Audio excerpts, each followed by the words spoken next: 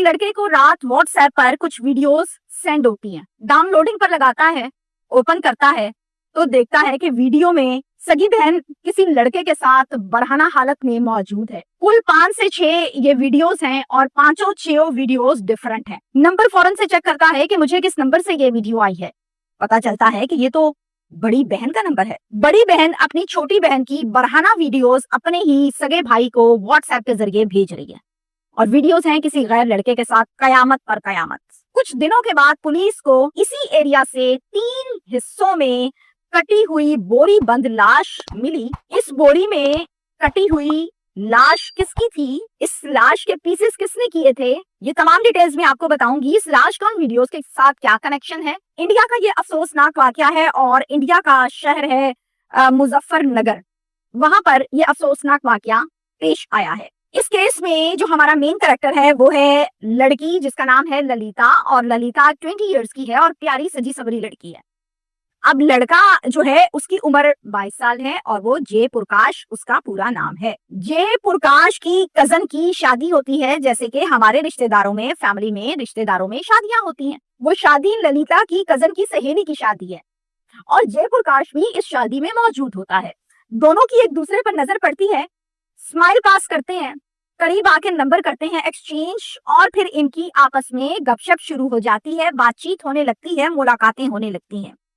3 से 4 कॉल्स पर ये गपशप मोहब्बत और इश्क में बदल जाती है और फिर ना खत्म होने वाला मुलाकातों का सिलसिला, गर्लफ्रेंड बॉयफ्रेंड डेटें और बड़ा कुछ होने लगा। अब जय प्रकाश जो है वो रहता है मुजफ्फरनगर में, लेकिन जो उसका काम है, जॉब है, वो है गोवा में। लड़की ललिता जो कि पटना में रहती है और जय प्रकाश अक्सर औकात पटना मुलाकात के लिए जाता है ललिता से मिलने। अब जाहिर है जब ये जाता है तो ये उसके घर तो नहीं जा सकता ना। ये क्या करते हैं, ये होटलों में जाते हैं, कमरे लेते हैं, टाइम गुजारते हैं। बाकी आप लोग समझदार हैं। आगे क्या होता है, इश्क में शुक्री चल रही है फुल टाइम। रात के 2 बजे जय प्रकाश बात कर रहा है अपनी महबूबा से वीडियो कॉल पर। जब वीडियो कॉल का सिलसिला चल रहा होता है तो आपके जो फेस एक्सप्रेशंस हैं, बॉडी है, अंदाजे गुफ्तगू है, वो सब आप एक दूसरे का स्क्रीन के जरिए से देख रहे हैं। उसको ऐसा महसूस होता है कि शायद इस कमरे में ललिता के कोई और भी मौजूद है। कैसे महसूस होता है, आपके साथ में व्लॉग पर बात कर रही हूँ, मेरी आई कांटेक्ट आपके पास है या मेरे पास जो फैक्ट्स एंड फिगर्स हैं वो मौजूद है, मैं पेपर को देख रही हूँ।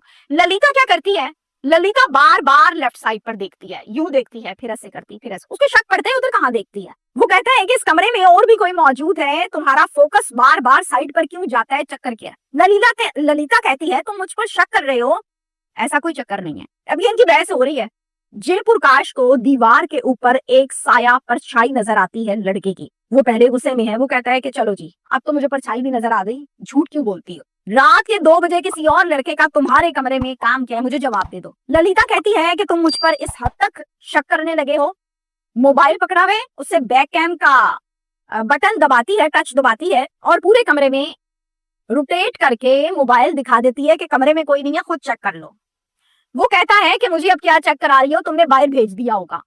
बहुत झगड़ा होता है। वैसे तो इनका पहले भी झगड़ा होता है, लेकिन इस बात पे इनका जो झगड़ा होता है ना वो बहुत ही बड़ा झगड़ा होता है। ललिता को इस झगड़े का, गुस्सा करने का बहुत बुरा लगता है, गुस्सा करती है। वो क्या करती है, वो इसके नंबर को ब्लॉक कर देती है। जय प्रकाश बैक कॉल्स कर रहा है क्योंकि इनकी अंडरस्टैंडिंग तो काफी है। अब जब वो देखता है वो मेरा तो नंबर ही ब्लॉक कर दिया, वो क्या करता है, किसी और नंबर से कॉल करता है और कॉल करके कहता है कि ललिता मुझे गलतफहमी हो गई है, तुमने मुझे ब्लॉक ही कर दिया, डिसार्ट हो जाता है। फिर से मनाता है, जाहिर है मक्खन शक्कन लगाता है उसको। ललिता कहती है कि तुमने मेरा ट्रस्ट ब्रेक कर दिया है, अब कोई चक्कर नहीं है, मैंने तुम्हारे साथ नहीं रहना। उस नंबर को भी बंद कर देती है और उस नंबर को ब्लॉक भी कर देती है, जिससे जय प्रकाश एक अननोन नंबर से कॉल कर रहा होता है।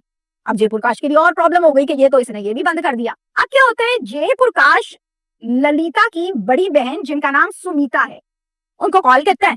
कॉल करके बताता है कि मैं जय प्रकाश हूँ, मैं ललिता से बहुत प्यार करता हूँ, हमारा काफी अरसे का रिलेशन है, मुलाकातें हैं। मुझे शक सा पड़ा था कि कमरे में कोई और है तो मैंने ललिता को डांटा है, वो मुझसे नाराज हो गई है, उसने मुझे ब्लॉक कर दिया है और मैं उसके बगैर रह नहीं सकता। तो आप ऐसा करें, ललिता को मना दें, आप तो उसकी बहन है। सुमिता कॉल करती है ललिता को, बताती है कि ऐसे ऐसे जय प्रकाश की कॉल आई है, कौन है लड़का, क्या चक्कर है। ललिता बताती है कि ये दीदी मुझ पर इल्जाम लगाता है कि तुम्हारे कमरे में कोई और है, इसने मेरे ट्रस्ट को ब्रेक कर दिया, मेरा दिल नहीं चाहता मैं इससे रिलेशन रखूं। वो कहती है फिर सोच लो। कहती है नहीं जी मैंने नहीं रहना। सुमिता कॉल करती है जयप्रकाश को और बताती है कि भाई अब कोई चक्कर नहीं है, उसने तुमसे रब्ता कोई नहीं करना, वो बदजन हो गई है, लिहाजा अब तुम उसको कॉल या वीडियो कॉल मैसेज ना ही करना तो बेहतर है। जे और डिसार्ट हो गया कि लो मैंने तो बात ही की थी, इसने तुमने पकड़ के ब्लॉक कर दिया, चक्कर ही खत्म हो गया। जे क्या करता है, बहुत बड़ी बेवकूफी करता है। जे प्रकाश के मोबाइल में जो बंद कमरों में होटलों में मुलाकातें होती थी डिम लाइट में, वहां पर वीडियोस बना लिया करता था जिसका ललिता को भी पता था।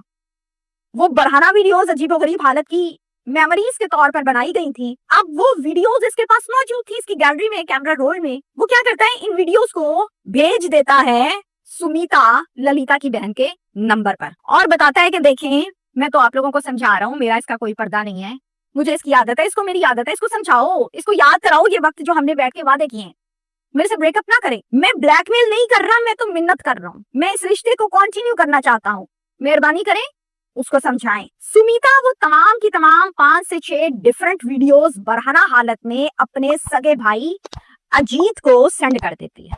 एक भाई को बहन की वीडियो जाए तो क्या रिस्पॉन्स होगा ये मुझे बताने की जरूरत नहीं है, आप लोग समझदार हैं। उन वीडियोस को देखता है तो पता लगता है कि ये तो मेरी बहन गलत हालत में है। फौरन बुलाता है सुमिता को ललिता को और कहता है कि भाई क्या चक्कर है, क्या मामले हैं। तीनों बहन भाई बैठ जाते हैं, बातचीत करते हैं। ललिता बताती है कि मैं इसके साथ रिलेशन में थी, मुझे ट्रस्ट हुआ, मेरा मिलना मिलाना हो गया, मैं बहुत दफा इसके साथ कमरों में गई हूँ, मुलाकातें भी मेरी हुई हैं और उसी दौरान इसने ये वीडियोस बनाई हैं और मुझे पता था उस टाइम वीडियोस का, लेकिन अब मुझे लगता है कि मुझे ब्लैकमेल कर रहा है जो इसने भेजी है आप लोगों को।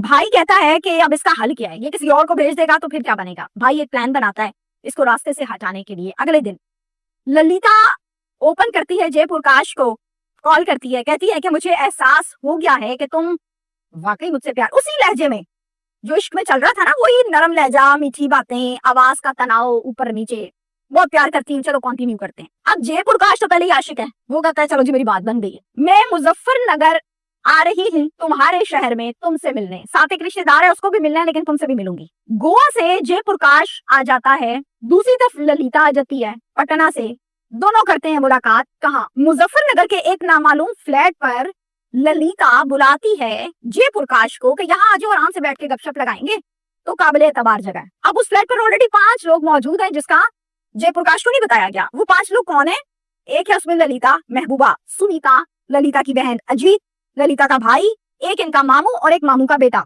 टोटल 5 लोग।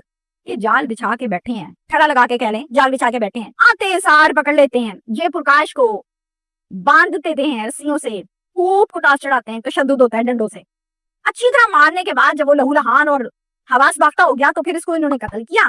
इसकी बॉडी के 3 हिस्से किए, काटा, टुकड़े किए, इन टुकड़ों को बोरी में बंद किया और रात के अंधेरे में जाकर इस बोरी को फेंक दिया। अगले दिन लाश की इत्तला मिलती है पुलिस को कि अहले इलाका बताते हैं कि इस इलाके से एक लाश मिली है, बोरी है, इसके अंदर लाश है तो आप लोग आए। पुलिस फौरन मौके पे जाती है, उस लाश को तहवील में लेती है और पोस्टमार्टम के लिए रवाना कर देती है और फिर राब्ता करती है वालिदैन से।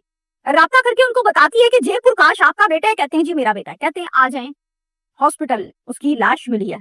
माँ बाप हक्के बक्के परेशान, कोई दुश्मनी नहीं, कोई चक्कर नहीं, चक्कर क्या है। जाते हैं, जाके लाश को देखते हैं, शनाख्त करते हैं तो कहते हैं हाँ जी ये हमारा ही बेटा है और फिर तफ्तीश का हो जाता है आगाज। तफ्तीश में सबसे पहले पुलिस सीडीआर चेक करती है कि किससे राब्ते में था भाई। फिर पुलिस वहीं पर लगे कैमरे की सीसीटीवी फुटेज को चेक करती है। सीसीटीवी फुटेज जैसे ही आती है तो उसमें पता चल जाता है बड़ा क्लियरली कि इस बोरी को, जिसके अंदर 3 हिस्सों में कटी हुई लाश मौजूद है, 3 लोग लेकर आए हैं और ये लाश साइकिल रेढ़ी के ऊपर लादी गई है और साइकिल रेढ़ी को 3 लोग लेकर आए हैं, ले जा रहे हैं। ये वीडियो में नजर आ रहा है। वो 3 लोग कौन है, अजीत भाई, इनका मामू और इनके मामू का बेटा। ये तीनों लोग उस साइकिल रेडी पर लाश को लेकर आए हैं। पुलिस इन तीनों को अरेस्ट करती है और फिर सीडीआर से पता तो चल चुका था कि किसके साथ घंटों कॉलें होती हैं।